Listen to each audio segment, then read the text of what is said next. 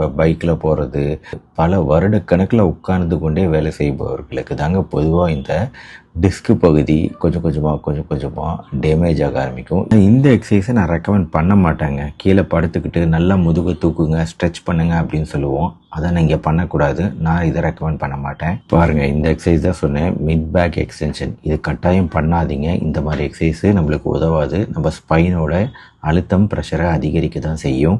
இந்த மாதிரி எக்ஸசைஸ்லாம் யாராவது சொல்லி கொடுத்தா இதையும் பண்ணாதீங்க. இன்னொரு ஃபேமஸான எக்ஸசைஸு இந்த மாதிரி சொல்கிறதுங்க, காலை முன்னாடி கொண்டு வர்றது, கழுத்தை முன்னாடி கொண்டு வர்றது.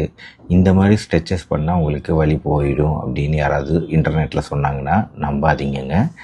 இதனாலேயும் வலி குறையாது. இதுவும் தப்பான எக்ஸசைஸு. அடுத்து இந்த எக்ஸசைஸுங்க, ஒரு காலை மடக்கிட்டு இன்னொரு காலை மேலே வச்சுக்கிட்டு பண்ணுறது. இதுவுமே கேட்காதுங்க. 2 காலையும் மடக்கிட்டு வயிற்று மேலே மடக்கி பிடிச்சிக்கிட்டா வலி குறையும்னு சொல்கிறாங்க பார்த்தீங்களா.